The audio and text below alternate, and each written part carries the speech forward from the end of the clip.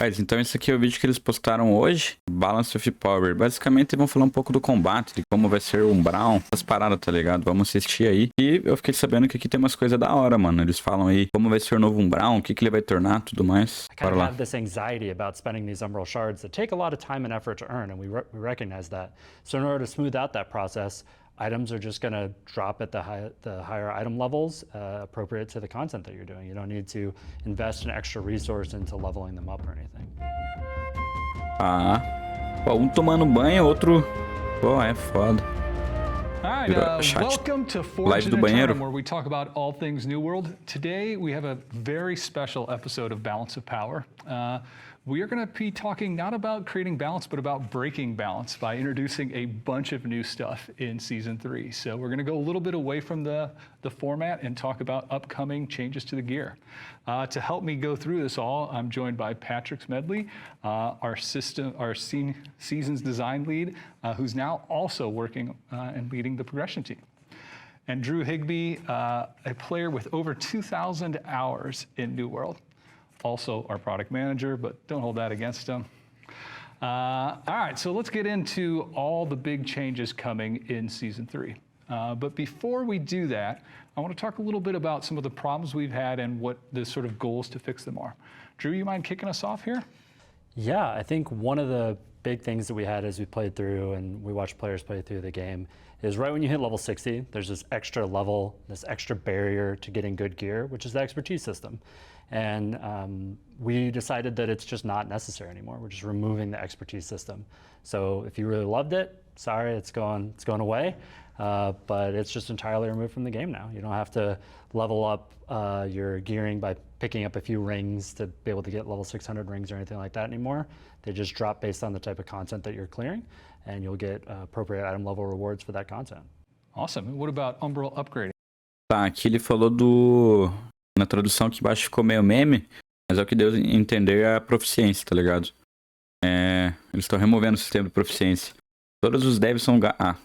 Any changes there? Yeah, for sure. I think one of the other things is you would get a piece of gear and you would say, oh, do I want to invest my umbral shards in this piece of gear? It's kind of an upgrade for me right now, but it's not the best piece of gear that I want long term. I kind of have this anxiety about spending these umbral shards that take a lot of time and effort to earn, and we recognize that. So in order to smooth out that process, items are just going to drop at the higher item levels appropriate to the content that you're doing. You don't need to invest an extra resource into leveling them up. Tá, então adeus Brown e bem-vindo drop de GS alto já direto, dependendo do conteúdo que você está fazendo.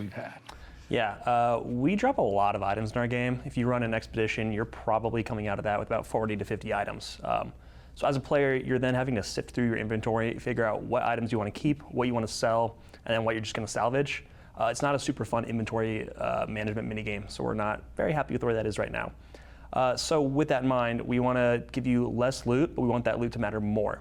So what that means is the loot that you do acquire should be higher quality, so it should be more useful for you. That'll come with a new system called loot biasing, which we'll talk about in a little bit. That's awesome. Tá, eles vão valorizar os drops, tá ligado? Eles chamam de loop, deixa eu ver. Novo sistema chamado loop polarização. Sei lá como que seria isso em inglês, mas... Basicamente, eu acho que eles falaram que não vai dropar tanto item mais em massa, porque só dropava item inútil antes. Mas vai ter sistema novo que vai valorizar o drop, sei lá. Deve ser algo mais baseado em loot útil, tá ligado? Útil. Talk about in a little bit. That's awesome. What about chase items? Any issues there, Drew? Yeah, I think throughout the game, there's a few different items that drop that have like the 3 perks that you really, really want. And so in a way, those are chase items. But the reality is they're not 3 perks that you couldn't get in any other combination or crafting or anything like that. So what we wanted to do is we wanted to add new chase items to the game that are really impactful and have unique perks. To that end, we're adding artifacts to the game, which we'll talk about a little bit more. Awesome. Any problems or issues you've seen with crafting, Patrick? Yeah, if you're a crafter right now, a lot of your life involves around rolling these items and hoping you're going to roll the perfect item. It's a lot of RNG, and it's not super compelling because you don't have a lot of control over the item you're ultimately making. So for the expansion, we want to give players the opportunity to craft gear that means more to them so they can understand what they're crafting more cleanly.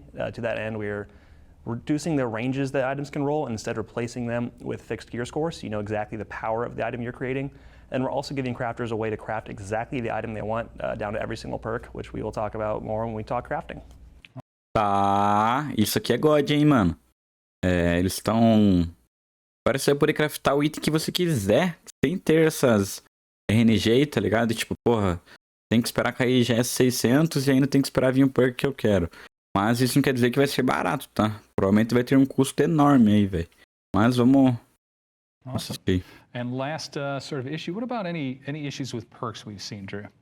Well, you know, you mentioned I'm a product manager. We do love data. One of the things we did is we looked at all the different perks across the game. We looked at their use rates. We looked at their effectiveness. We looked at why people were using them in certain circumstances. Because just because something wasn't being used a lot doesn't necessarily mean that it wasn't useful for players. And we did a pass, and we're removing some, we're changing some, and we're adding a few more perks. That's awesome. Well, some pretty big... basicamente ele falou que teve rework em alguns perks, teve perk novo e teve alguns removidos. É um rework geral nos perks. Changes here coming. I think it's fair to call it sort of like an overhaul to the loot system in New World. Well, let's start. Are there any big progression pieces that we should be aware of, Drew? Yeah, so one of the exciting things is we're actually increasing the level cap to level 65. So there's a few more levels to play through. As part of that, you'll actually just hit level 65 very naturally, just playing through the new content in the game. This isn't meant to be a long, arduous journey to 65. This is, you're unlocking a bit more power as you play through the game, and people will be 65 pretty quickly. And do you get anything with those levels in terms of attributes, and how might that change the game? For sure, yeah. There are a few attribute points that you end up getting via just straight up leveling, a few via gear score. There's actually a few attribute threshold bonuses that you'll be getting that weren't there before. So there's a new one at 350 and there's a new one at 25. And what this means is there's actually a lot more combinations that you can do across your builds to get these attribute threshold bonuses that are going to change your playstyle. Deixa eu voltar que eu não entendi o que ele falou aqui. Anything with those levels in terms of attributes, and how might that change the game? For sure, yeah. There are a few attribute points that you end up getting via just straight up leveling, a few via gear score. There's actually a few attribute threshold bonuses that you'll be getting that weren't there before. So there's a new one at 350 and there's a new one at 25. And what this means is there's actually a lot more combinations that you can do across your builds to get these attribute threshold bonuses that are going to change your playstyle and kind of create a more unique experience to your build, as well as optimize some unknown builds right now. Yeah, I like. Caralho, velho. Ele vai ter mais pontos de atributo pra usar, tá ligado? Vai ser 350 agora. Top isso, hein? E ele comentou também que vai ter, pelo visto, vai ganhar de várias maneiras esse up agora a mais, tá ligado? Não é só com o up de 5 níveis, né? Do 60 ao 65. Aparentemente você tendo um gear score maior vai influenciar algum atributo, pelo que deu pra entender. Talvez até perk, sei lá. I like the combination of having some early ones so you can like dabble to get a little bit of power. Aqui serve de GPC mesmo, tô com umas 30. Cara, GPC se usa no forno de GPC. Em cidade de level alto, tá ligado? Lá você faz as daily, vai te gerar brown e itens. And then some of the big ones. Any changes to weapon mastery to go along with the leveling, Patrick? Yeah, so we're introducing a new weapon, the flail. And if you're like me, you're going to equip that flail on day one. You're going to want to grind up to weapon mastery 20 so you can be very effective with it. If you're doing that in a live game right now, you're probably going to a POI in Great Cleave or Restless Shores to grind that out. And it takes a little bit of time. It's not as quick and snappy as we'd like. So to that end, we're decreasing the amount of experience you need to level a weapon from 1 to 20 by roughly 30%, with most of those cuts coming on the tail end. So levels 15, 16, 17, and beyond should be a little more smooth and quick, and you should feel that power progression. Vai dar pra upar a arma mais rápido agora. Well, talking about power progression, I think gear is also getting a big upgrade. Tell us about that. Yeah, so we're increasing the max gear score up to 700. So right now that max is 625, with most items capping out their drop at around gear score 600. Now you can acquire items anywhere from gear score 625 up to 700 in the expansion content. So they drop naturally all the way up to 700. They drop naturally all the way to 700. So there's no more upgrading an item to get to that maximum power. Now you get to go and grind go and acquire the exact item that you want at the exact gear score you want. So different content will drop items at different gear score ranges. So really hard mutation 3 content, for example, will drop 695 to 700, giving you the highest odds at that top end content. Other content will drop at different ranges depending on the difficulty of the content. Patrick, any change? Tá, eles falaram que tinham removido a proficiência, né? E já tinha meio que falado por cima sobre isso aqui. Mas basicamente ele deu o exemplo ali, né? Que qualquer bicho que você matar já vai dropar. Não vai ser mais limitado a dropar até 600 ou 590. Agora vai dropar até 700, que é o novo limite, tá ligado? E aí ele deu o exemplo da M3, que é o novo nível máximo de mutação. Lá vai cair de 695 a 700, tá ligado? Changes with attributes come up with this higher gear score. Yeah, so higher gear score items, gear score 675 to 700 roll at legendary, and the top end of those items will give you more attribute bonus points than other items. So if you really want to optimize your build, you're going to be chasing those gear score 700 items to make yourself as powerful as you can be. Awesome. And combined with the level and the gear, approximately how many more attribute points are people going to be getting? On average, you'll be seeing around 600 attribute points for most players. So about 100 more with the expansion, which should open up a lot of fun avenues for new builds. Awesome. Well, let's jump into the next topic. So you mentioned something about less loot, but loot that matters more. Tell me a little bit about that. Yeah, so the high-level goal is that one sentence. We want to give you less loot that drops, but we want that loot to matter more. How we're planning to accomplish a lot of that is a new system we're calling loot biasing. So me as a player, I tend to use light armor, a spear, and a bow. And right now when I play the game, I'm going to get items that drop that might be completely useless for me. I'll get a heavy gauntlet with focus on it. I'll get a life staff. These aren't items I ever plan to use. When I'm playing the expansion, though, I should be getting items that drop that are more meaningful to me as a player because of the attributes I have, the weapons I use, and the equip weight I'm set at. So I can expect to see more light gauntlets that have dexterity on them, more spears dropping, more bows, all things that I as a player might use more frequently, or if I'm not personally going to use it, I could probably sell it on the trading post. So it's a really exciting system for me.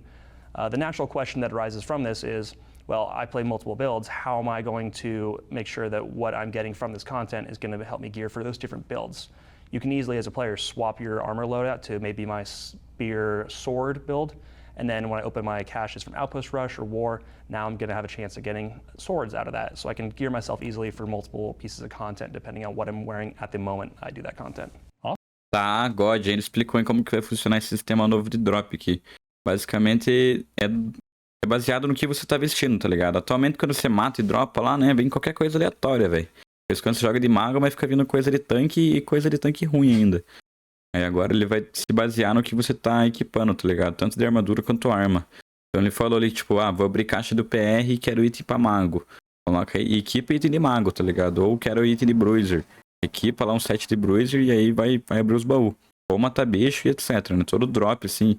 Eu achei que era só drop de monstro, né? Mas aparentemente ele igual ele falou, caixa de guerra, o PR. Awesome. Well, speaking of perks, Drew, tell us a little bit about all the big perk changes coming with Season 3. Yeah, as I mentioned, we kind of looked through a bunch of the different perks and really dove deep on all the different ones that were there, how they're being used, how maybe they weren't being used. To that end, some perks are being removed, such as the siphoning perks. They just didn't have a very high acquisition or use rate. Probably too high of an acquisition rate, definitely too little of a use rate. And so we're removing some perks like that from the game that just aren't seeing use and players don't feel like they're fun. The goal here is when you get an item, you shouldn't say, this item is just not useful because it doesn't have that one perk that makes it useful. To that end, we're removing wards and banes and resilient, and items that you're looking for should just be the perks that you're interested in, not feeling like there's a mandatory perk that you have to have for an item to even be useful. So yeah, we changed a few different perks, as I mentioned, things like some of the weapon mastery perks. So accelerating traps, for example, kind of plays into that fantasy of being like a hunter trapper. So now the traps, not only do they add a speed bonus, but they also add a bleed effect. So you're dealing a little bit of extra damage if something gets close to you, which would make sense because you were generally keeping things at a bit of a range as a musket. Now you get a little bit of a damage bonus up close via those bleed perks that are on there. And then we ended up adding a few more perks because who doesn't like some new perks as long as they're good, which we really feel like these ones are very good. I'm very interested in decking out my entire fire staff set. All of the armor will have plus fire damage on it now to give me a nice little bonus to my damage. So we're excited about that, kind of adding a little bit more dynamic perks to the armor sets that help you offensively, not just defensively, and not just kind of like the weapon perks. So there's a little bit more of a combination, a little bit more of a range of things that you feel to you as a player when you see items start dropping coming soon. Mas é que eu falei, é um rework no geral, vai mudar tudo, mano. New perks coming, Magnify. Tell me a little bit about how this works. Yeah, so one of the things is maybe you have a really good weapon that just has 30 con on it or something, and you want to use it in certain sets, but you can't because it ends up throwing off your attributes a little bit. Well, Magnify helps solve that problem. It just magnifies whatever your highest attribute is. So if your entire strength set is a strength set, now it's going to add 30 strength as opposed to adding 30 con previously. But if you swap over...